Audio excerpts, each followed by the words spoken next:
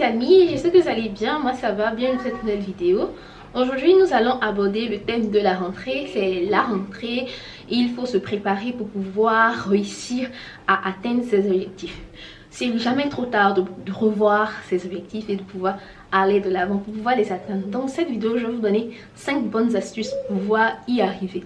C'est toujours bien de répéter, la répétition est pédagogique. Donc si vous êtes intéressé, restez juste après le jingle. And let's get.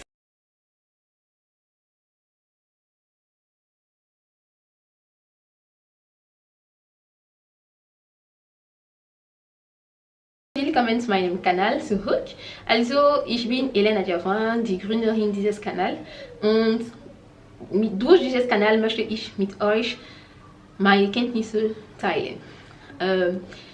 Particulièrement dans le domaine de l'éducation, de l'organisation, et on va essayer de s'étendre un peu partout. Donc si vous êtes intéressé, n'hésitez pas à vous abonner, liker, partager cette vidéo. Vous allez entendre un peu de bruit en bas, qui a un petit neveu qui veut faire la vidéo aussi, mais bon, c'est pas un sujet qui l'intéresse trop. Donc en premier lieu, ce qu'il faut faire pour pouvoir réussir son année, il faudrait établir un emploi du temps. Établir un emploi du temps en fonction de vos objectifs. Donc d'abord, on va dire le point 0, c'est d'avoir un objectif.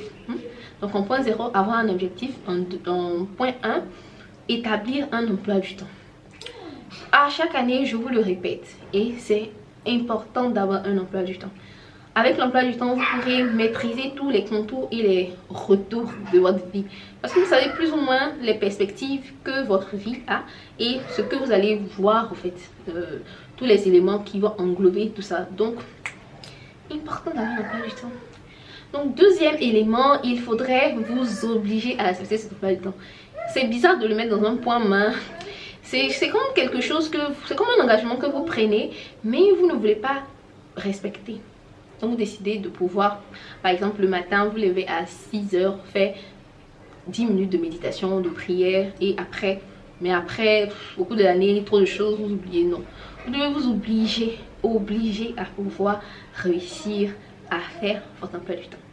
Comme troisième chose qui me vient à l'esprit aussi rapidement, c'est d'établir votre night and morning routine. Qu'est-ce que ça veut dire? Ce sont des étapes clés. Donc c'est comme une succession d'actions que vous devez mener pendant la journée, le matin, au réveil, et aussi pendant la nuit, afin de pouvoir mieux vous connaître, afin de pouvoir mieux vivre. Parce que en général, on a une vie très mécanique. On se lève, on prend notre douche, on prend le petit déjeuner si on a le temps. On va au travail, on travaille, on arrive à la maison, on travaille. Donc ça veut dire que notre vie, au fait, tourne autour du travail. Le travail c'est très bien, le travail c'est très important. Mais au-delà du travail, il faut aussi avoir une vie sociale. On est humain, donc c'est important. Comme quatrième élément, il faudrait vraiment essayer de découvrir vos hobbies. Les hobbies, ça vous permet de pouvoir être plus épanoui. Si vous ne faites pas, n'avez pas d'hobby, si vous ne respectez pas le temps mort que vous avez, si vous ne découvrez pas ce qui vous plaît le plus, je pense que votre vie sera un peu monotone. Donc, en général, on dit travailler dans le domaine que vous aimez, ainsi vous n'aurez à travailler jamais. Ok. Ainsi vous n'aurez jamais à travailler de votre vie. Donc c'est idéal de déjà découvrir ce qu'on aime, parce qu'en général quand je pose la question aux gens, qu'est-ce que tu aimes, la plupart des gens ne savent pas, la plupart des gens ne savent pas. Donc c'est très important de savoir ça. Comme un autre élément encore que je pourrais rajouter, ce serait de pouvoir établir un temps sociabilisation dans votre emploi du temps. Donc ce que vous pouvez voir, c'est que pour réussir son année, il faudra avoir un emploi du temps fixé, un temps pour chaque chose, un temps pour travailler, un temps pour pouvoir passer du temps avec votre famille. Donc trouvez du temps au-delà de vos hobbies, parce que souvent des hobbies c'est personnel et c'est individuel, mais il y a des hobbies en groupe qu'on fait.